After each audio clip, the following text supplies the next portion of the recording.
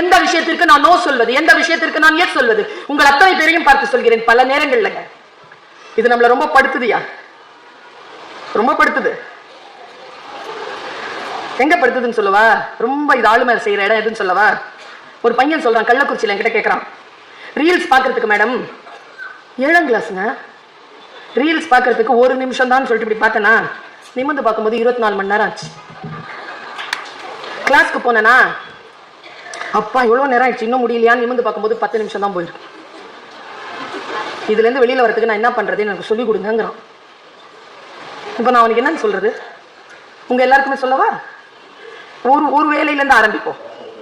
ஒரு நாளைக்கு 10 மணிக்கு மேல செல்போன் மூஞ்சில முழிக்கிறது இல்ல. ஃபியூனர்ல இருக்கிற மாதிரி இருக்கிறாங்க பாருங்க, அதெல்லாம் முடியும். நீ சொன்னா எனக்கு இன்னும் ரொம்ப வருத்தம் என்ன தெரியுமா? இப்ப வந்து ஆம்பளை பொம்பளை சண்டைங்க. பாத்ரூம் போகும்போது கூட இதை எடுத்துட்டு போகணுமா? பாத்ரூம் தானே போறீங்க. கொல்லைக்கு போகும்போது கூட்டு உதவாதுன்னு சொல்லியிருக்காங்களா இல்லையா? சொல்லியிருக்காங்களா? கூட யாரையும் கூட்டு போக கூடாதுன்னு சொல்லியிருக்காங்களா? யாராவது ஒருத்தர் நம்ம கூட இருக்கணும். ஆனா யார் ஒருத்தர்? அவரு நாம தான் பேசுமே தவிர, அதுங்க நம்ம இதமா நம்ம கிட்ட பேசுமே தவிர, நம்மளை எதிர்த்து ஒன்னும் பேசிடாத ஒரு ஆளை பாத்ரூம்குள்ள கூட்டு போய் உட்காரு.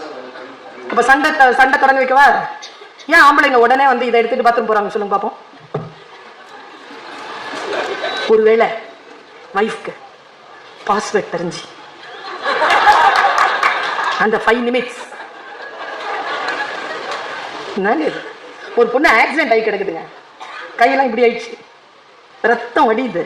அது போனை எடுத்து கேட்குறேன், காலேஜ் பொண்ணு, அப்பா நம்பர் சொல்லுடா, 108க்கு ஃபோன் பண்ணிட்டேன், அப்பா நம்பர் சொல்லுடா.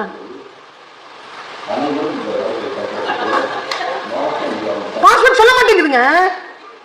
கிட்ட கூப்பிட்டு போட்டுச்சு பாருங்க ஒரு பாஸ்வேர்டு. இந்த சூனியம் வைக்கிறவங்க வைப்பாங்க தெரியுமா? ஒரு ஸ்டார் போட்டு, ஒரு W போட்டு, ஒரு Z போட்டு, ஒரு T போட்டு, அதுல ஏதோ ஒரு அப்படி ஒன்று அழிச்சு அப்பதான் அது திறந்து மயங்கிடுச்சு. அது 2 நிமிஷத்துல மறுபடியும் சுவிட்ச் ஆஃப் ஆயிடுச்சு. அடுத்தவங்களுக்கு தெரியாத ரகசிய பெற்றோர்கள் நிறைய இருக்கீங்க, குட்டீஸ் கொஞ்சம் தான் இருக்கீங்க. அதனால சொல்றேன், முதல்ல எல்லாம் நம்ம அம்மா அப்பா என்ன செய்வாங்க, நான் வந்தோட நம்முடைய பைய செக் பண்ணுவாங்களா, என் அண்ணன் பைய செக் பண்ணுவாங்க, கொட்டி செக் பண்ணுவாங்க உள்ள ஏதாவது இருக்கான்னு. இன்னைக்கு நான் கொட்டி செக் பண்ணனா என் பையன் ஏதாவது இருக்கான்னு இதை தான் கொட்டி செக் பண்ணணும். ஏன்னா எல்லாம் இதுக்குள்ளதான் வச்சிருக்காங்க, எனக்கே தெரியாது பாஸ்வேர்டு. அவன் வச்சிருக்கான் கிளவுட்ல எல்லாம். 9000 ரூபாய் நான் கட்டணும். உள்ளுக்குள்ள ஃபுல்லா ரகசியங்களை ஃபோல்டர் வச்சிருக்கான். எங்கே போய் கொண்டிருக்கிறது தலைமுறை? இந்த தலைமுறையிலிருந்து நாம் ஒன்றை காப்பாற்ற வேண்டும் என்றால், மிகப்பெரிய லீடர்ஷிப் வேண்டும் என்றால், இந்த சகோதரி சொல்லிவிட்டு போகிறேன், ஹேவ் டிஜிட்டல் ஃபாஸ்டிங். ஒரு பொழுது இருக்கீங்க, 2 நாட்கள் தானே, ஒரு பொழுது இருக்கிறீங்கல்ல, 40 நாள் ஈஸ்டருக்காக காத்திருந்து 2 நாட்களில் வாழ்கிறீர்கள் தானே. ஒவ்வொரு நாளுக்கும் தூங்குவதற்கு முன்னால் 3 மணி நேரம் நான் விரதம் இருப்பேன். அந்த நேரத்தில் நானாக முயற்சி செய்து எந்த ஆப்பையும் பார்க்க மாட்டேன். 2 குட்டி பசங்க, சரி மேடம், இவ்வளவு வேர்த்து விறுவிறுக்குத பேசுதே இந்த அம்மா, இது கூட இல்லைன்னா மன வருத்தத்தோட போவாதா? சரி சரி, நான் உனக்கு கொடுக்குற வாக்கு, நான் டிஜிட்டல் ஃபாஸ்டிங்ல இருக்கிறேன்னு சொல்லுது. நான் என்ன பண்ணிருக்கேன்னு சொல்லவா? இப்ப நான் ஒண்ணு சொல்றேன்னு வச்சுக்கோங்களேன், எப்படி தெரியுமா பவர் வரும்? நான் ஃபாலோ பண்ணாம பவர் வராது. ஒருத்தர் சொல்றாரு, ஆமா 10 மணிக்குங்க என்னுடைய ஸ்கிரீன் டைம் ஆஃப் ஆயிடுங்க. ஸ்கிரீன் டைம் ஆஃப் வச்சிருக்கேன், இதுல ஸ்கிரீன் டைம் ஆஃப் ஆயிடும். நான் திறக்கணும்னா அதுக்கிட்ட நான் பர்மிஷன் கேட்டு 3 நிமிஷம் போராடணுங்க, அப்பதான் திறக்கும். அது 1 நிமிஷம் வேணுமா, 15 நிமிஷம் வேணுமா, இல்ல ஃபுல்லா விட்டுற சொல்றியா, இல்ல கேன்சல் பண்ணிடுறியா ஒரு ரிக்வெஸ்ட்டை. நான் அது கேட்கும். 15 நிமிஷம் கொடுத்தேன்னு வச்சுக்கோங்க வாட்ஸ்அப் பார்க்கறதுக்கு, வாட்ஸ்அப் திறக்காது. போனுக்கு ஒரு பாஸ்வேர்டு வச்சிருப்பேன்ல, 10 முறை கேட்கும். சீப்போ அப்படின்னு வச்சிடணும். அந்த அளவுக்கு எனக்கு தொந்தரவு பண்ணும். அடுத்த நாள் காலையில காரி துப்போம். நேற்று நீ பார்த்த ஸ்கிரீன் டைம் 8 மணி நேரம். 8 மணி நேரம் இந்த மூஞ்சில முழிச்சிட்டு இருந்திருக்கேன். இப்போ குறைச்சி வந்து 2 மணி நேரத்துக்கு குறைச்சிருக்கேன். Screen time only 2 hours. Phone மட்டும் அட்டன் பண்ணிக்கிறேன். மெசேஜ் ஏதாவது வந்துச்சுன்னா வாட்ஸ்அப் பார்த்துக்கிறேன், அது பிங் ஆகும், அப்போ மட்டும் பார்த்துக்கிறேன். குரூப் மெசேஜ் எல்லாம் பார்த்துக்கலாம், மொத்தமா பார்த்துக்கலாம், ஒன்னும் அவசரம். நமக்கு நாமே, நான் இப்படி சொல்றேனே, சீத்தை ஏன் கோட்டை தாண்டினாள்? லக்ஷ்மணன் கோட்டை அதனால தாண்டினா, ராமனே போட்டிருந்தா கூட பசியில் வந்தவனுக்காக தாண்டி இருப்பா. ஒருவேளை இது என் பாதுகாப்பாக்கானது என்று தானே போட்டுக் கொண்டிருந்தால் ஒருபோதும் அவள் தாண்டி இருக்க வாய்ப்பே கிடையாது. நீங்கள் உங்களுக்கு போட்டுக் கொள்ளுங்கள். நம்ம சொல்ற விநாயகன் அவன் கையில் வைத்திருப்பது என்ன? அங்குசம் தானே. தனக்கு வருகின்ற மதத்தை தானே அடக்குகின்றவன் தானே விநாயகன். அடுத்தவர்கள் அடக்கினால் கோயில் யானதான். இப்படி கேட்டுக்கிட்டே இருக்கணும். நாமளே வச்சிருந்தோம்னா நம்ம கிட்ட கேட்பாங்க, நீ எனக்கு சொல்லு அப்படின்னு கேட்பாங்க. நான் லீடராக இருப்பதற்கு என்ன என்ன தகுதிகள் எனக்கு வேண்டுமோ அந்த தகுதிகள் எனக்கு வர வேண்டும். பழைய விஷயங்கள் தான், பழைய விஷயம் தான், நினைவுபடுத்துறதுக்காக சொல்லிட்டு போறேன். பழைய விஷயம் தான். ராமகிருஷ்ண பரமஹம்சர் ஒரு வாட்டி உட்கார்ந்து இருக்கும் பொழுது, நான் ரொம்ப மனசால சொல்றேன், இத காளி பூஜை நடக்குது, லட்டு பிடிச்சிட்டு இருக்காங்களாம். ஒருத்தர் வந்து சொல்றாரு, லட்டுக்கு எறும்பெல்லாம் வருது, என்ன பண்றது, கொல்லக்கூடாதுன்னு வேற சொல்லிட்டீங்க, இன்னைக்கு ஏதோ விசேஷமா, என்ன பண்றது குருவே? அமைதியா இருந்துட்டு எந்த சொன்னாரா, தொடப்பத்தை எடுத்து எறும்பை பெருக்கிட்டு 2 அடிக்கு சக்கரை போடுனாராம். சரியா? சக்கரை போட்டு உள்ள உட்காந்து பிடிச்சிட்டாங்க. எறும்பு சக்கரையை சாப்பிட்டு போயிடுச்சு. லட்டு தயாரா இருக்கு. சத்சங்கம் கூடுது. குரு பேசுற என்ன வார்த்தை பாருங்க, காளியின் லட்டு என்கின்ற பிரசாதத்தை தேடி எறும்புகள் வந்தன. பிரசாதத்தை சாப்பிட ஒட்டாதபடிக்கு நான் சர்க்கரை என்ற ஆசை காட்டினேன். ஆசையை அனுபவித்து விட்டு எறும்புகள் இலக்கை அடையாமல் திரும்பி போய்விட்டன. நீங்களும் அப்படி இருந்து விடாதீர்கள். இலக்கை அடைய விடாமல் நம்மை தடுப்பது எது? நம் இச்சைகள் என்றால் அந்த இச்சை பாருங்களேன். ஒண்ணு சொல்லுங்க, வறுமை இருக்கலாங்க, நம்ம எல்லாருக்கும் வறுமை இருக்குதானே. ஒரு தலைமுறை தானே நிமிர்ந்து இருக்கோம், ஒரு தலைமுறை தானே நிமிர்ந்து இருக்கோம். நம்ம அம்மா அப்பா எத்தனை பேர் அம்மா அப்பா மச்சு வீட்டுல இருக்காங்க? நிறைய பேர் வந்து வாடகை வீட்லயே, நிறைய பேர் வந்து அந்த கிராமத்து வீட்லயே தான் இருக்கிறாங்க. நாம் படித்ததனால் ஏதோ நம்முடைய வீட்டில் நாம் இருக்கிறோம். என்னுடைய அம்மா எல்லாம் இன்றைக்கும் அவர்கள் எங்கிருந்து ஆரம்பித்தார்களோ அங்கேதான் இருக்கிறார். சுயமரியாதைக்காரி. அதனால எங்கள் வீட்டுல எல்லாம் அவங்க வாழறதில்ல. வந்தா வந்து தாய் வீட்டுக்கு தாய் பறவை வந்து பார்த்துட்டு போங்க. நான் இப்படி கேட்கிறேன் உங்களை, எத்தனை பேர் நம்முடைய வாழ்க்கையை சுயமரியாதையோடு வாழ்வதற்காக பல விஷயங்களை நாம் நோ சொல்லி நம்முடைய விஷயங்களை நாம் தக்க வைத்திருக்கிறோம். பணம் பெரிய விஷயம் இல்லைங்க. பணம் வரும், உழைச்சா வரும், படிச்சா வரும். எனக்கு தெரிஞ்சு நிறைய மார்க் வாங்குறதை விட நல்லா படிங்க. நிறைய மார்க் வாங்கினா நிறைய சம்பாதிக்கலாம், நல்லா படிச்சா நிறைய சம்பளம் கொடுக்கலாம். நல்லா படி, நல்லா படி. சும்மா வெறும் வேற மாதிரியான நினைவுகளுக்குள்ளேயே இருக்க. எப்ப பார்த்தாலும் யூபிஎஸ்சி, ஐஏஎஸ், ஐபிஎஸ், அப்புறம் டாக்டர், அப்புறம் மத்ததெல்லாம் வேலை இல்லையா? செருப்புங்க ஆட்ட ஆரம்பிச்சாருங்க, செருப்பு கம்பெனியா, கோடி கோடிங்க. உங்களுக்கு சொல்றதுக்கு என்ன, தோல் கம்பெனி எல்லாம் இருக்கிறத ஊர் தானே. நான் யோசிச்சு பார்க்கிறேன், எங்கிருந்து நம்முடைய வாழ்க்கையை எங்கே நமக்கு திசை திருப்பி விட்டார்கள். யாரோ சொல்கிறார்கள் தொழில் உயர்ந்ததுதான், ஆனா நான் சொல்றேன் படிச்சுட்டு தொழில் செய்வோம், படிச்சிருவோம், படிச்சுட்டு தொழில் செய்வோம். எந்த தொழில் செய்ய வேண்டும் என்று நான் தான் முடிவு செய்வேனே தவிர என்னுடைய பிறப்போ என்னுடைய இனமோ அதை முடிவு செய்ய முடியாது என்று சொல்லக்கூடிய அதிகாரம். அதாவது அவர் சொன்னாரு, வேற்றுமை தெரிந்த நாற்பால் உள்ளும். அது வேகமா சொல்லிட்டு போனா தமிழ்வாதியார் புரியாது, டீட்டெயிலா சொன்ன புரியும். வேற்றுமை தெரிந்த ஆரியர் படை கடந்த பாண்டியன் நெடுஞ்செழியன் சங்க இலக்கியத்தில் பேசுகிறான். உற்றுழி உதவியும் உருவருள் கொடுத்தும் பிற்றை நிலை முனியாது கற்றல் நன்று. படிச்சிரு, படிச்சிரு. வாத்தியாருங்க கஷ்டப்படும் போது அவங்க கஷ்டத்தை போக்குறதுக்காக வேலை செஞ்சு உருவருள் கொடுத்து இந்த படிப்பால நமக்கு என்ன கிடைக்க போகுது அப்படின்னு கோபப்படாம குழந்தை படிச்சிருறியா, படிச்சிரு. அம்மா படிச்சவன் பால் தான் தன் நிலை திரிவாள், படித்தவன் பால் தான் அரசும் செல்லும். ஒண்ணு செய், இதெல்லாம் வேணாமா? உன்னை தாழ்த்தப்பட்டவன், பிற்படுத்தப்பட்டவன் என்று இந்த சமூகம் இழிநிலையில் வைத்திருக்கிறதா? நீ பெண் தானே. சூத்திரன் கூட நம்மை விட உயர்ந்தவன், ஏனென்றால் அவன் ஆண். நான் பெண் தானே. உன்னை யாரேனும் கீழே தள்ளுகிறார்களா? அவன் சொல்லுகிறான், வேற்றுமை தெரிந்த நாள் பால் உள்ளும் கீழ்பால் ஒருவன் கற்கின் மேல் பால் ஒருவன் அவன் கண் படுமே. அவன் காலில் வந்து விழுவான்டா, அவனை காலில் வந்து விழ வைக்கிறதுக்கு இதுதானே. எனக்கு தெரிஞ்சு ஒரு அம்மா அம்பிகான் பேர், அவளுக்கு புனேல இருக்கா. 10ஆம் கிளாஸ் தான் படிச்சா, கல்யாணம் பண்ணிட்டு வந்தா. ஒரு கான்ஸ்டேபிள பார்த்தா, புருஷன் நல்ல டிப் டாப்பா ட்ரெஸ் பண்ணிட்டு போறான் வரான். நானும் போலீஸ் வேலைக்கு ட்ரை பண்ணவான்னு கேட்டா, புருஷன் என்ன செஞ்சாரு, சரி படிச்சுக்கோ. வீட்லயே உட்காந்து படிச்சாங்க. எங்க 12 வருஷத்துலங்க டிஎஸ்பிங்க அம்பிகா. ஃபர்ஸ்ட் சல்யூட் யார் கிட்ட வாங்கினா தெரியுமா? போஸ்டிங்க கரெக்டா அங்க போட்டு புருஷன் இருக்கிற போலீஸ் ஸ்டேஷனா போய் உட்காந்து அந்த கான்ஸ்டேபிள் கிட்ட தான் ஃபர்ஸ்ட் சல்யூட் வாங்குச்சு அந்த அம்மா. வரலாறு.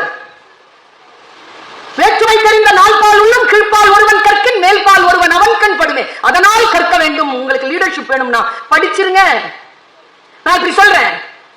நீங்க மகாபாரதத்துல நான் நிறைய பேசியிருக்கேன். அதை ஒருத்தர் திரௌபதிக்கு ஒரு விக்கம், உடனே தண்ணி எடுக்கிறதுக்கு 4 பயல்களும் ஓடிடுவாங்க. 5 பேர்ல நகுலன் ஓடிடுவான், சகாதேவன் ஓடிடுவான், அர்ஜுனன் ஓடிடுவான், பீமா ஓடிடுவான். திரௌபதி நிப்பா, தண்ணி எடுத்துட்டு வரவே மாட்டாங்க 4 பேரும். தர்மன் வெயிட் பண்ணிட்டே இருப்பார். இவளுக்கு விக்கல் அதிகமாயிரும். தர்மன் சொல்வாரு, நான் போய் தண்ணி எடுத்துட்டு வரேன். அப்ப திரௌபதி சொல்வா, உங்களுக்கு போறதுக்கெல்லாம் வழி தெரியாது, நான் போய் வேணாலும் கொண்டு வரேன். ஐயோ, உனக்காக தான் பிரச்சனையே, மரியாதையா நில்லு. பீமா வந்தா நான் என்னன்னு சொல்லுவான் அவனுக்கு, உன்னை காணாம போட்டுட்டு நான் போய் தண்ணி எடுத்துட்டு வரேன்னு போவான். நல்லா இருக்குங்க அந்த காட்சி. நீங்கள் நிஜம் என்றால் நிஜம்னு நம்பிக்கோங்க, புராணம்னா புராணம்னு நம்பிக்கோங்க. எனக்கு மேட்டர் முக்கியம். எப்பொருள் அப்பொருள். பாருங்க, எவ்வளவு முக்கியமான தகவல் பாருங்க. போவான், அங்கேயே ஒரு குளம் இருக்கும். குளம், ஆனா குளம் நார்மலா இருக்காது. நீ பாப்பான், அங்க ஒரு மரம் இருக்கும். அந்த மரத்துல ஒரு எக்ஷன் மறைஞ்சிருப்பான். அவன் வச்சிருக்கிறது மாயக்குளம். தண்ணி குடிக்க வரவங்களுக்கு அவன் கொஸ்டின் ஆன்சர் கொடுப்பான். கொஸ்டின் கொடுப்பான், ஆன்சரை கொடுத்தா தண்ணி கொடுப்பான். இல்லைன்னா மயக்க மடைய வச்சு தொங்க விட்டுக்குவான். பசிக்கும் போது சாப்பிடுவான். 4 பேர் அங்க தொங்கிட்டு இருக்காங்க, மயமா இருக்காங்க. தர்மனுக்கு தெரியாது. பாப்பா கேட்டுக்கும், தர்மனுக்கு தெரியாது. நேரா தர்மன் வந்து உட்காருவான். தண்ணி இங்கதான் இருக்கு, பயல்வெளியும் காணோம். சரி, தண்ணி எடுத்துக்கலாம். தண்ணி கிட்ட அப்படி வரும்போது மறுபடியும் தோணும், இல்லையே இவ்வளவு ஃப்ரீயா இருக்குது, காத்தே இல்லாம இருக்கு, கல்லு மாதிரி இருக்கு தண்ணி, என்னது இது? கொஞ்சம் யோசிப்பாங்க. யோசிக்கும் போது இப்படி படபடப்பா யோசிக்கும் போது தானே நமக்கு எக்ஸாமினேஷன் ஆல்லையே கொஸ்டின் பேப்பர் வரும். கொஸ்டின் பேப்பர் வருது, மேல இருந்து ஒரு இலை துங்குன்னு விழுது. என்னடா இது, இலை கல்லு மாதிரி விழுது. கல்லை பார்த்துட்டே இருக்கும் போது இலையினுடைய பகுதி தண்ணியில பாதி தரையில பாதி அப்படி நகர்ந்து போகுது. தரையில இருக்கிறது மஞ்சள் ஆகுது, தண்ணியில இருக்கிறது சிவப்பாகுது. சிவப்பு மீனாகுது, மஞ்சள் பகுதி குருவி ஆகுது. கொஞ்ச நேரத்துல 2 சண்டை போட்டுக்குதுங்க. இது இருக்குது, அது இருக்குது. தரையில இருக்கிற குருவி தண்ணியில இருக்கிற மீனை தரைக்கு இழுக்குது, தண்ணியில இருக்கிற மீன் தரையில இருக்கிற குருவியை தண்ணிக்கு இழுக்குது. 2 சண்டை வரும்போது கொஸ்டின் கேட்கிறான், எது வாழும்? பதில சொல்லி தண்ணி எடுத்துட்டு போ. பார்த்த தர்மன் சொன்னான், தக்கது வாழும், தகாதது வீழும். இவ்வளவுதாங்க பதில். அந்த சந்தோஷத்துல 4 பேரையும் திருப்பி கொடுத்து 14 வருஷம் உங்களுக்கு தண்ணி தாகமே எடுக்காது என்கின்ற வரத்தையும் எக்ஷன் கொடுத்தான். அந்த கதை முடியுது. நான் இது ஏன் சொல்றேன் தெரியுமா? எனக்கு தெரியாது எக்ஷன் வீசிய இலையில் நாம் தான் அந்த இலை. நீங்க குருவியா மீனா? நான் குருவியா மீனான்னு எனக்கு தெரியும். மீனா இருந்தீங்கன்னு வச்சுக்கோங்க, தரையில இருக்கிற குருவிய இழுத்துட்டு தண்ணிக்கு போயிருங்க. இல்ல, நான் குருவிதான், இழுத்துட்டு வானத்துக்கு போயிரு. எது வெல்லுமோ தோற்றது வென்றதற்கு உணவாகும். நமக்குள் தான் இருக்கிறது தக்கதும் தகாததும். எது வாழணும் எது வீழணும் என்பதனை நான் தான் முடிவு செய்ய வேண்டும். அடுத்தவர்கள் எனக்கு வழிகாட்டுவார்கள், அவ்வளவுதான். நான் என்ன பார்த்து சொல்றாங்க, என்னுடைய பேச்சை கேட்டு சொல்றாங்க, உங்களுடைய பார்த்துட்டு தான் நான் தூங்குவேன். நானும் 10 வருஷமா எனக்குள்ள பொங்கிட்டு இருக்கு இந்த கேள்வி. யார பாருங்க, மேடம் உங்க பேச்சை கேட்காம நான் தூங்குறதே இல்லை மேடம். நான் போய் என் கண்ணாடி முன்னால நின்று கேட்டேன் இந்த கேள்வி, ஏன் சுல்தானா தூங்க வைக்கவா பேசுறேன்? நினைச்சுப்பா எவ்வளவு வலிக்கும் எனக்கு. ஏன் இப்படி சொல்றாங்கன்னு. சானியோன்னு ஒரு பொண்ணுங்க துபாயில இருக்கா. அவ போட்டாங்க ஒரு மெசேஜ், அப்போதான் எனக்கு கண் திறந்தது. அவ சொல்றா, யூனோ டாக்டர், இங்கிலீஷ்ல சொல்றா, you know doctor Parveen Sultana, your speeches are sleeping pills. நீயுமா உன்னுடைய பேச்செல்லாம் வந்து தூக்க மாத்திரை தெரியுமா உனக்கு? ஏன் அப்படி சொல்ற? இல்ல, என்ன இந்த உலகம் போட்டு கசக்குது, என்ன காரி துப்புது, எனக்கு ஒரு யோகியதை இல்லைன்னு சொல்லுது. எவ்வளவு செஞ்சாலும் என்ன நாசம் பண்ணி நான் தூங்காம மன உளைச்சல், என்னடா வாழ்க்கை இதுன்னு படுக்கும் போது நீ வர. ஏ பெண்ணே, இந்த உலகம் அழகானது, நீ அறிவானவள், உன்னால் தான் இந்த உலகம் இயங்குகிறது. நாளை சூரியன் கூட உனக்காகத்தான் காத்திருக்கிறது. விடுவதற்காக நீயும் ஆழமாக உறங்கு, உன் திறமைகளோடு எழு. நாளை சந்திக்கலாம், காலையில் சந்திக்கலாம், இப்பொழுது உறங்கு என்று நீ என்னை சமாதானப்படுத்தி தூங்க வைக்கிறாய். எழுச்சியுடன் நான் எழுகிறேன். உன்னுடைய பேச்சு தூக்க மாத்திரை தானே, அதுக்காக தானே கேட்கிறோம். சமாதானமாக தானே கேட்கிறீங்க. நான் என்ன சொல்றேன், சமாதானமாகின்ற இந்த 2 நிமிடம் 3 நிமிடம் பேச்சா உங்களை வழிபடுத்தி விட போகிறது கிடையாது. இப்படி சொல்லிவிட்டு போகிறேன், இந்த உலகத்திலேயே ஒரே ஒரு மனிதர் தான் நம்மை காப்பாற்ற முடியும். அது நான் மட்டும்தான். நான் மட்டும்தான் என்னை காப்பாற்ற முடியும். The only person under the sky will help you is you. நீ முடிவு செய்தால் தான் நீ தாழ்கிறாய், நீ முடிவு செய்தால் நீ வெல்கிறாய். கணவன் வந்து ரொம்ப பிரச்சனையில இருக்கிறாங்க, ரொம்ப பிரச்சனை பண்றாங்க. ஒரு அம்மா டார்ச்சரான ஒரு புருஷனுக்கு பொண்டாட்டி, அது சொல்லுது டார்ச்சர் பண்ண வேண்டியது அவர் வேலை. அதுல பாதிக்கப்படாம இருக்கிறதுங்கிறது என் சாய்ஸ். நான் பாதிக்கப்படுறது இல்லை, என் வேலையை நான் செஞ்சிடறேன். நான் ஏன் பாதிக்கப்படணும்? நான் சத்தியத்தில் நிற்கின்ற பொழுது நான் ஏன் வருத்தப்பட வேண்டும்? சில பேர் நம்மளை வருத்தப்பட வைக்காம தூங்க மாட்டாங்க, நான் நடிச்சுக்கலாம் வருத்தப்படுற மாதிரி. ஆனால் உண்மையில் அப்படி இருக்கக்கூடாது. நமக்கான வாழ்க்கை ஒரு முறைதான் நமக்கு சாத்தியமாகிறது. பெண்கள் எவ்வளவுதான் வன்முறைக்கு உட்பட்டாலும் அந்த யார் நம்மளை அபியூஸ் பண்றாங்களோ அவங்களோடயே இருப்பாங்க. பார்த்திருக்கீங்களா? எப்ப யோசிச்சு பார்த்திருக்கீங்களா அதுக்கு என்ன காரணம்னு? நான் சைக்காலஜிஸ்ட் கிட்ட போய் உட்காந்து கேட்டு புக்கு படிச்சு என்ன காரணம் தெரிஞ்சுக்கிட்டேன். யார் நம்மளை ரொம்ப அபியூஸ் பண்றாங்களோ அவங்க பக்கத்திலேயே இருப்போம். நம்ம அவங்களுக்கு ஒரு மாதிரி போதையா அவங்க கூடவே இருப்போம். ஏன் அப்படின்னா அவங்க அபியூஸ் மட்டும் பண்ண மாட்டாங்களாம், நடுவுல கொஞ்சம் முத்தங்களும் கொடுத்துக் கொள்வார்களாம். இதுக்கு ட்ராமா பாண்டேஜ்னு பேரு. நடுவில் அவர்கள் காட்டுகின்ற சிறிய சிறிய அன்புக்கும் நடுவில் அவர்கள் தருகின்ற சிறிய சிறிய பரிசுகளுக்கும் பெரிய பெரிய காயங்களையும் பெரிய பெரிய இழப்புகளையும் சமாளித்துக் கொண்டு அவர்களுக்கு அடிமையாக இருக்கக்கூடிய குணநிலையில் இருந்து இன்றைக்கே வெளியில் வந்து விடுங்கள். ஏன் எதுக்குன்னு கேட்டோம்னு வச்சுக்கோங்களேன், இந்த நான் சொல்றேன் குவாலிட்டி லீடர்ஷிப்ங்கிறது குவாலிட்டி. இங்க வந்து மேடையில் உட்கார வேண்டிய அவசியம் கிடையாது, கோப்பிலே கையெழுத்து போட வேண்டும் என்ற அவசியம் கிடையாது. பாஞ்சாலி சொன்னால ஏமா நீ உன் விடுதலையை கேட்கவே இல்லைன்னா கொண்டு வந்து நிறுத்திட்டாங்க, அவமானப்படுத்திட்டாங்க. கடைசியா 2 வாரம் கேளு, என்ன வேணாலும் உனக்கு கொடுக்குறோம் அப்படின்னா இந்த 5 புருஷன்மார்களையும் விடுதலை செய்யுங்க, என்னுடைய தாய்நாட்டை விடுதலை செய்யுங்கன்னு சொன்ன அவ அந்த திருதராஷன் கேட்கிறான், உன் விடுதலையை மட்டும் நீ கேட்கலையே தாயேன்னு. ஏ நான் அடிமையே இல்லைங்கிறேன், எனக்கு யாரா நீ விடுதலை கொடுக்கறதுக்கு? இந்த எண்ணம் தாங்க. எது நடந்தாலும் அது வன்முறையை தவிர என்னுடைய உடன்பாட்டினால் அது நடக்கவில்லை என்று நினைத்துக் கொண்டால் உங்களிடத்தில் லீடர்ஷிப் குவாலிட்டி இருக்கிறது, போராட்ட குணம் இருக்கிறது. நான் ஒரு போராட்ட குணத்திற்கான ஒரு சாட்சியத்தை சொல்லிட்டு போறேன். 4 நாளுக்கு முன்னாலங்க தினத்தந்தி படிச்சிட்டு இருக்கேன். பெண்கள் சொல்றேன், நான் இளைஞர்களுக்கு சொல்றேன், என்ன குவாலிட்டி நம்ம கிட்ட இல்ல தெரியுமா? காலம் காலமாக தந்த கற்பிதங்களை ஏன்னே கேட்கறது இல்ல. தந்தை பெரியார் சொல்லி கொடுத்திருக்காரு எனக்கு, அப்பன் தோண்டிய கிணறு என்பதற்காக உப்பு தண்ணீரை நீ குடிக்காத. மறு வேற ஏதோ ஒரு கட்சி தான் வச்சிருக்குது அந்த வார்த்தைகளை, அடங்க மறு அத்துமீறு. கட்சி என்னவோ ஆனா அது பிடிச்சிருக்குது எனக்கு. நல்ல விஷயம் இல்லைங்க. அடங்க மறு நோ சொல். எத்தனை விஷயத்திற்கு நீ நோ சொல்கிறாயோ, எத்தனை அடிமைத்தனங்களுக்கு நீ நோ சொல்கிறாயோ, நாளை உன் சமுதாயம் அதற்கான கனி உண்ணும் என்பதற்காக 4 நாட்களுக்கு முன்னால் 1988ஆம் ஆண்டு செலினா ஜோன்ஸ் என்கின்ற ஒரு பெண் வழக்கு ஒண்ணு போடுற உயர் நீதிமன்றத்தில் 2024 பிப்ரவரி மாசத்துல தீர்ப்பு வந்திருக்கு. எத்தனை வருஷம்? 36 வருஷம், 36 years. 3 தலைமுறை அந்த பெண் 3 தலைமுறை காத்திருக்கிறார். என்ன கேஸ் தெரியுமா? அவ ஒரு நர்ஸ், டிஃபென்ஸ்ல போய் ஜாயின் பண்ணிருக்கா. ஜாயின் பண்ண 3 மாசத்துல கல்யாணம் நடந்திருக்கு. கல்யாண பத்திரிகையை பிரிகேடியர் கிட்ட கொடுத்தா, பத்திரிகையை வாங்கி வச்சுட்டு போயிட்டு வாமான்னு சொன்னவர் பின்னாலேயே டெர்மினேஷன் லெட்டர் அனுப்பிச்சிட்டார். நர்ஸா இருக்கிறவ கல்யாணம் பண்ணிக்கிட்டானா ராணுவத்துல இடம் கிடையாது. போட்ட வழக்கு 36 வருஷம் நடந்துச்சு.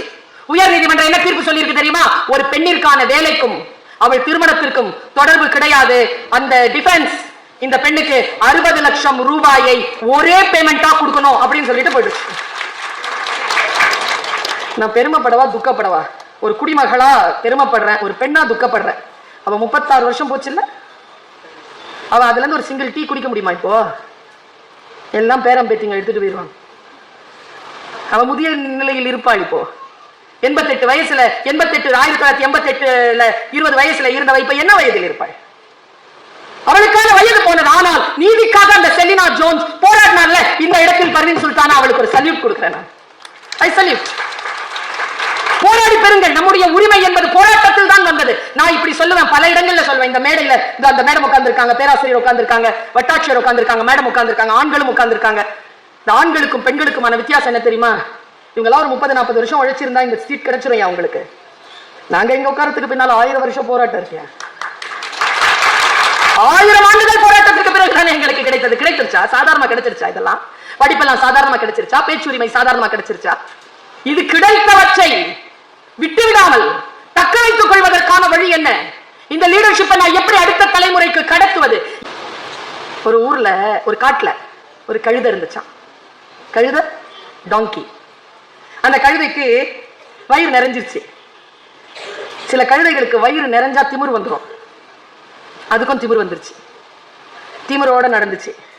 பசிச்சு ஒரு புலி உட்கார்ந்து இருந்துச்சு. அங்க புலியை பார்த்து, ஒன்றும் சாப்பிடல போல இருக்கு. ஆமா, நான் வயிறு ஃபுல்லா சாப்பிட்டேன். எனக்கு தெரியும், நான் புல்லு சாப்பிட்டேன். நீ புல்லு சாப்பிட மாட்டேன்னு எனக்கு தெரியும். இருந்தாலும் சொல்றேன், புல்லு சாப்பிட்டேன்.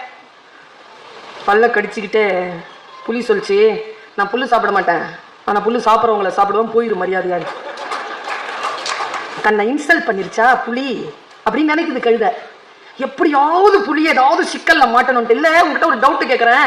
பசி வந்தா பத்தும் பறந்து போயிருமாமே, உனக்கு சரியா நாலேஜ் இருக்கான்னு கேட்கறேன். இப்ப நான் சாப்பிட்டேன்ல புல்லு, அது என்ன கலர் இருந்துச்சு? புலியில போயிரு. இல்ல சொல்லு, போயிடுறேன். என்ன ஒரே வார்த்தை தானே சொல்லு. சரி போ, கிரீன். சாப்பிட்டது நானு, நீ எப்படி கலர் சொல்வ? ப்ளூ. ஏய் இங்க பாரு, நான் புல்லு சாப்பிட மாட்டேன், ஆனா அது கிரீன் எனக்கு தெரியும். நான் சாப்பிட்டா நான் சொல்றேன் ப்ளூ. ரெண்டு பேருக்கும் ஆர்குமெண்ட் முத்திருச்சுங்க. சண்டையினுடைய உச்சத்துல மற்ற மிருகங்கள் எல்லாம் கூட்டிட்டு போய் சிங்கத்துக்கிட்ட நிறுத்திட்டாங்க. இப்போ நம்ம எல்லாருமே இந்த புலியா கழுதையா சிங்கமானு தெரிஞ்சுக்கணும். நான் யாருன்னு எனக்கு தெரிஞ்சு போச்சு, நீங்க யாருன்னு தெரிஞ்சுக்கோங்க. சிங்கத்திட்ட போச்சா? சிங்கல என்னடா பிரச்சனை சார்? நான் சாப்பிட்ட புல்லுக்கு இவன் கலர் சொல்றான் சார். என்னப்பா கலர் சொன்ன? ஏன் தலை, புல்லு கிரீன் தானே தலை, பசியோட இருக்கேன் தலை, புல்லு தலை. பிறந்ததுல இருந்து சாப்பிட்றேன், நான் சொல்றேன் ப்ளூ. எங்கடா சாப்பிட்ட? கழுதைகிட்ட கேக்குது சிங்கம். எங்க சாப்பிட்ட? உன் ராஜ்யத்துல தான் சாப்பிட்டேன். என்ன கலரா சாப்பிட்ட? கிரீன். எனக்கு தெரியும் சார், இந்த புலி மாதிரியே நீங்களும் புல்லு சாப்பிட மாட்டீங்க, ஆனா கலர் சரியா சொல்வீங்க நம்பிதான் சார் நீதிமன்றத்துக்கு வந்திருக்கிறேன். எது? கழுதை. சிங்கம் கேட்டுச்சா, சாப்பிட்டியாடா? சாப்பிட்டேன். எப்போத்துல இருந்துப்பா சாப்பிட்ற? பிறந்ததுல இருந்து சாப்பிட்ற. என்ன கலர்ப்பா சாப்பிட்ற? ப்ளூ தான் சாப்பிட்ற. ப்ளூன்றது நீ நம்புறியாப்பா? நம்புறேன். கிரீன் இல்லையா? இல்ல. சரி போ, ப்ளூ தான் போ. சார் என்கிட்ட போராடிக்கிட்டே இருக்கு சார், இதுக்கு ஏதாவது தீர்ப்பு சொல்லுங்க சார், அப்பதான் போவேன். ஏய் இத கூட பேசினல்ல நீ, 5 மாசம் பேசக்கூடாது. சைலன்ஸ். எட்டி உதச்சிட்டு ஓடிடுச்சு கழுதை. புலி கேக்குதுங்க சிங்கத்துக்கிட்ட. அது போய் சொல்லுச்சு, நீ ராஜா தானே, செத்து சுண்ணாம்பாய் நிக்கிறேன், சத்தியத்தை பேசிட்டு என்ன வாய மூட சொல்லிட்ட, அதுக்கு விடுதலை போன்னு. அது எட்டி வச்சுட்டு வர போகுது கழுதை. எனக்கு என்ன தண்டனையை கொடுத்த? காரணத்தை சொல்லு. சிங்கம் காரணத்தை சொல்லிச்சு, கேட்கவே வீட்டுல எடுத்துட்டு போங்க. நீ புலி, கணக்கில் மனிதர்கள் சிறப்பாக இருந்தால் உன் பெயரை தான் சொல்லுகிறார்கள், வீரத்தில் சிறப்பாக இருந்தால் உன் பெயரை தான் சொல்லுகிறார்கள். நீ மிக அற்புதமான ஒரு மிருகம், கழுத மாதிரியான விலங்கோட ஆர்கியூ பண்ணனல்ல, அதனால தான் உனக்கு சைலன்ஸ்ங்கிற தண்டனை. அது சொல்லிட்டு சொல்லிச்சிங்க ஒண்ணு, அதான் நமக்கு பாடம். கழுதை எப்பவுமே தான் நம்புறத மாத்திக்காது, எவ்வளவு அறிவுரை சொன்னாலும் மாத்திக்காது. அறிவுரை சொன்னவங்களுக்கு தண்டனை வாங்கி கொடுக்காம ஓயாது. அதனால don't argue with donkeys, stay tiger, stay like a lion. அவ்வளவுதான். நான் யோசிச்சு பார்க்கிறேன், இந்த விஷயங்கள் எல்லாம் யாரிடத்தில் எப்படி பேசுவது, எப்படி பேசாம பல நேரங்களில் நான் சொற்களால் ஆனவள் என்று சொல்வார்கள். நான் உண்மையில் சத்தியத்திற்கு சாட்சியம் சொல்கிறேன், நான் சொற்களால் ஆனவள் இல்லை. இந்த மேடையில் மட்டும்தான் நான் சொற்களால் ஆனவள், இந்த உலகத்திற்கு மட்டும்தான் மேடைகளில் நான் சொற்களால் ஆனவள். எனக்குள் நான் மௌனங்களால் ஆனவள். நான் நிறைய மௌனத்தோடு இருக்கிறேன், நிறைய வாசிக்கிறேன், நிறைய பயணம் செய்கிறேன். யோசித்து பார்த்தால் இது எல்லாம் செய்வதனால் தான் இது கிடைக்கிறது என்பதுதான் அடிப்படையில் உண்மை. எதை செய்வதனால் எது கிடைக்கும்? நான் விருத்தாச்சலத்துல பேசிட்டு இருக்கும் பொழுது, இதே புக் ஃபேர் தான், திடீர்னு ஒரு விஷயம் ஞாபகம் வந்தது. அத சொன்னேன். உலகத்துல எவ்வளவு போராடினாலும் எது தெரியுமாங்க வேணும் நம்ம எல்லாருக்குமே? எவ்வளவு போராடினாலும் எது நமக்கு மிக மிக அத்தியாவசியம்னா, பெண்களுக்கு சொல்றேன். மார்ச் 8ஆம் தேதிக்கு மகளிர் தினம்ல ஒரு மெட்டீரியல் வச்சிருக்கேன், பெண்களுக்கு சொல்லணும்னு வச்சிருக்கேன். அது வரைக்கும் காத்திருக்கிறீங்களா? இப்பவே சொல்லிடவா?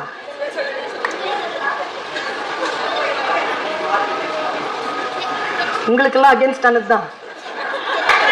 சரி வர்றது வரட்டும், கேடு ஒரு மாசம் கழிச்சு வரட்டும் தோணுதா பாருங்க. இப்பவே சொல்லு, இப்பவே சொல்லு. எனக்கு என்ன சொல்லிட்டு போறேன்? இங்க பாருங்க, எதை இழந்தாலும் சுதந்திரத்தை மட்டும் இழந்து விடாதீர்கள். விடுதலை லிபரேஷன். அடிமைத்தனத்தோடு ஒரு காலமும் இருக்காதீர்கள். அன்பாருங்க. சுயமரியாதை அப்படிங்கிறதுக்கு தந்தை பெரியார் தருகின்ற விளக்கம் என்ன தெரியுமா? எனக்கு யாரும் பெரியவன் இல்லை என்று சொல்லுவது இல்லை சுயமரியாதை. நான் யாரையும் விட உயர்ந்தவன் இல்லை என்று சொல்லுவதுதான் சுயமரியாதை. அது இருக்கா நம்ம கிட்ட? நான் யாரையும் விட உயர்ந்தவன் இல்லை, இந்த அதிகாரம் என்பது அடுத்தவர்களை விட உயர்வானது இல்லை என்று மக்கள் தொண்டராக தனக்கு நினைத்துக் கொள்ளக்கூடியவன் தான் தலைவன். அவன் தான் சுயமரியாதை தலைவன். பாருங்க, என்னுடைய கல்லூரி இருக்கு இல்லையா, அது 75 வருஷத்துக்கு 70 வருஷத்துக்கு முன்னால கட்டப்பட்ட ஒரு கல்லூரி. ஜவஹர்லால் நேரு எடுத்து வைக்கிறார். 125 பெண்களை வைத்து தொடங்கப்பட்டது. 5 டீச்சர்ஸ் தான். நான் யோசிச்சு பார்த்தா, அந்த வரலாறுலாம் யோசிச்சு பார்த்தா இன்னைக்கு தெரியல. எனக்கு சிஎம்சிக்கும் அதே மாதிரி ஒரு வரலாறு, கைடாஸ் கேடர் மேடம் உடைய வரலாறு, ஊரிஸ் கல்லூரிக்கு ஒரு வரலாறு இருக்கு. இதெல்லாம் சாதாரணமா வந்துடல, இந்த கல்வி நிறுவனங்கள் எல்லாம் சாதாரணமா வரல. இன்றைக்கு நாம் இதை பேசக்கூடிய கடப்பாட்டில் இருக்கிறோம் என்பதற்காக சொல்றேன். மியாசியில போர்ட் மீட்டிங் 1951, நியூ காலேஜ் தெரியல எல்லாருக்கும், தொடங்குது. போர்ட் மீட்டிங்ல உட்கார்ந்து இருக்கார் ஜஸ்டிஸ் பஷீர் அஹமத் சயீத், ஜட்ஜ். அவர் எல்லாரும் அப்படியே ரொம்ப சந்தோஷமா இருக்காங்க. எஸ்டாப்ளிஷ் ஆயிடுச்சு காலேஜ். எழுந்திருச்சு சொல்றார், பாத்திமா அக்தர் அப்படின்ற அவங்க மிஸ்ஸஸ் போகும்போது ஒரு லேடிஸ் காலேஜ்க்கு ஒரு விண்ணப்பத்தை சொல்லிட்டு வாங்கலன்னு சொல்றாங்க. மை ஸ்ட்ரகிள் புக்ல அவர் எழுதுறாருங்க. இத 1982ஆம் ஆண்டு அவர் எழுதுறாரு இந்த புக்கை. அந்த புக்ல அவர் இதை பதிவு செய்யறார். கூட இருக்கிறவங்க சொன்னாங்களா, என்ன வேணும் உனக்கு? இல்ல லேடிஸ் காலேஜ் முஸ்லிம்களுக்கு. விளையாடுறியா? முஸ்லிம்களுக்கு லேடிஸ் காலேஜ்ங்கிற எங்க? சிட்டிலியா? முடியாது. அவர் சொல்றாரு, 5 நட்சத்திர தகுதியுடன் உடலையும் புத்தியையும் மிக சிறப்பாக வைத்துக் கொண்டிருக்கக்கூடிய, உடல் நலமும் புத்தி நலமும் பேணுகின்ற ஒரு நிறுவனத்தை நான் கட்டி எழுப்புவேன் சொல்லிட்டு 1951 வெளியில வர்றார். 1955 எஸ்டாப்ளிஷ் பண்ணிட்டார் எஸ்ஐடி காலேஜ் அப்படின்ட்டு. ஜவஹர்லால் நேருவும் அப்துல் கலாம் ஆசாதும் வந்து கல்லெடுத்து வச்சு தொடங்குறாங்க. அந்த காலேஜ்ல நான் வேலை செய்யறேன்.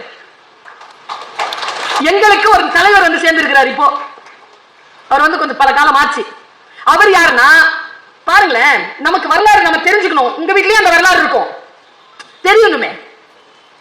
அவர் யாருன்னா, ஜம்மு அண்ட் காஷ்மீருக்கு சீஃப் செக்ரட்டரியா இருந்தவர். பாபரி மஸ்ஜித் இடிப்பின் பொழுது கலவரம் நடக்காமல் பல்லாயிரக்கணக்கான உயிர்களை காப்பாற்றிய அந்த பொறுப்பில் இருந்தவர் மூசா ரசா. அதனால் அவருக்கு பத்மபூஷன் விருது வழங்கப்பட்டது. அவர் தான் எங்க காலேஜ்ல தலைவர். அவர் ஒரு புக் எழுதுறார். அவர் வந்து ஒரு ரேஷியஸ் ரீடர். 8000 புக்க காலேஜ்க்கு கொடுத்திருக்கார். 86 அகவை. பிரமாதமா பேசுவார்.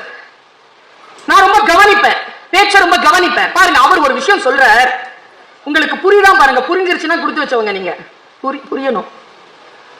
நான் சொல்றது புரியுதா, காதுல விழுதா அப்படின்னு சொல்லுவாங்க தெரியுமா டீச்சர்ஸ்.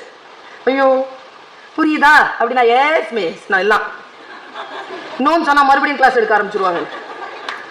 உடனே எஸ் மிஸ். அவர் சொல்றார், சேவல் சண்டை மாதிரி. சேவல் சண்டை தெரியுமா?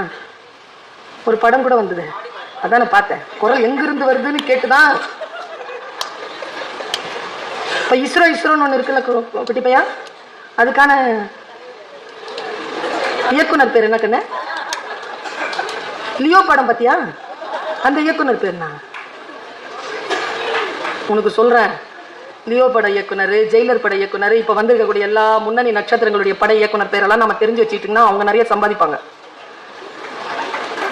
நான் சொன்னல, இந்த இஸ்ரோ இந்த மாதிரி அமைப்புகள், அதுல இருக்கிற இயக்குநர்களை பத்தி தெரிஞ்சுக்கிட்டா நாம நிறைய சம்பாதிக்கலாம், நாம நிறைய உயரலாம், நாம நிறைய பயணம் பண்ணலாம், நாம நிறைய பதவியில உட்காரலாம். பல விஷயங்கள் நமக்கு தெரிய மாட்டேங்க, தெரிஞ்சுக்கணும். அவர் எழுதுற இந்த சேவல் சண்டை மாதிரி சின்ன பட்டு குருவி சண்டை நடக்குமாங்க வடநாட்டுல. நவாபுகள் வீட்டுல நடக்குமா. இந்த பட்டுக்குருவி எப்படி இருக்குன்னா, பட்டு நிறத்துல இருக்கணுமா, கொண்டை மட்டும் வந்து கலர் கலரா இருக்குமா. 2 நவாபுகள் அதை கொண்டு வருவாங்களாம். ஒரு பட்டு நூலை காலில் கட்டிட்டு ஒரு பட்டு துணியை விரிச்சு 2த்துக்கும் சண்டை விடுவாங்க. எல்லாரும் காசு போடுவாங்க, நிறைய காசு. அந்த குருவி அப்படி நடக்குமாங்க. அது நடக்க நடக்க காசு போடுவாங்களா. 2 தடவை சண்டை ஆகுமா. சண்டையில ஒரு குருவி உட்காந்துக்கும், ரத்த கல்லறையில் உட்காந்துரும். ஒரு குருவி ஜெயிச்சிரும். ஜெயிச்ச குருவிக்கு என்ன தெரியுமா பரிசு? ஜெயிச்ச குருவினுடைய ஓனருக்கு 1 லட்சம் ரூபாய். ஜெயிச்ச குருவிக்கு ஒரு தங்க கூண்டு, ஒரு பெரிய ஒரு பட்டம், அதுல ஒரு தங்க சங்கிலி. அது இப்படியும் நடந்து போய் உள்ள போய் உட்காந்துக்கும். அதுக்கு ஒரு கிவி பழம் கொடுப்பாங்க. தோத்த குருவி இருக்குல்ல, அதுக்கு என்ன தண்டனை தெரியுமா? அவங்க வாத்தியார் இனிமேல் குருவி சண்டையை நடத்தக்கூடாது. 1, 2, 5 வருஷம் ஏதோ பேன். அடுத்தது அந்த குருவியினுடைய கொண்டை இருக்குல்ல, அதை வெட்டி குருவியை பறக்க விட்டுருவாங்க. மூசா ரசா எழுதி முடிக்கிறார், நான் ஜெயித்த குருவிக்காக வருத்தப்படுகிறேன், தோற்ற குருவிக்காக சந்தோஷப்படுகிறேன். எதை இழந்தாவது சுதந்திரத்தை தக்க வைத்துக் கொள்ளுங்கள். ஜெயிக்கிறோமோ தோக்கிறோமோ அது முக்கியம் இல்ல. இறக்கின்ற பொழுது எங்கள் கல்லூரிக்கு ஒரு மாதத்திற்கு முன்னால் வந்த பாலு மகேந்திரா சொன்னார், நான் இந்த உலகத்திற்கு சொல்லிவிட்டு போகின்ற செய்தி இதுதான், ஜெயிக்கிறோமோ தோக்கிறோமோ அது முக்கியம் இல்ல, விரும்பியதை செய்து கொண்டிருக்கிறோமா, அந்த சுதந்திரம் இருக்கிறதா, அதுதான் முக்கியம் என்று சொன்னார் இல்லையா. அந்த சுதந்திரத்தை தக்க வைத்துக் கொள்ளக்கூடிய உணர்வு. நான் சொன்னல மார்ச் 8ஆம் தேதிக்கு ஒரு தகவல் இருக்கு என் கையில. நான் இப்படி சொல்லி முடிக்கிறேன். நான் சிட்டுக்குருவிங்க. இந்த லீடர்ஷிப் குவாலிட்டி எனக்குள்ள வந்ததற்கான அர்த்தத்தை சொல்லிட்டு போறேன். நான் சிட்டுக்குருவி தான். ஆனா ஒண்ணு செஞ்ச, சிறக விரிச்ச பார்த்தேன், விரிச்சேன். சிட்டுக்குருவி இல்ல நானு.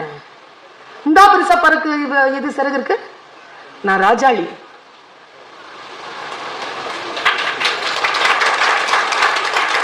நீங்களும் உங்கள் சிறகுகளை விரித்து பாருங்கள். நீங்கள் புறாவோ குருவியோ கிளியோ அல்ல, வானத்தை கிழித்து மேகங்களை கிழித்து மேலே ஏகும் ராஜாளி என்பதனை புரிந்து கொள்வீர்கள். வாருங்கள், பரப்பும், வானம் காத்திருக்கிறது. மையத்தலைமை கொள்வோம். நன்றி, வணக்கம்.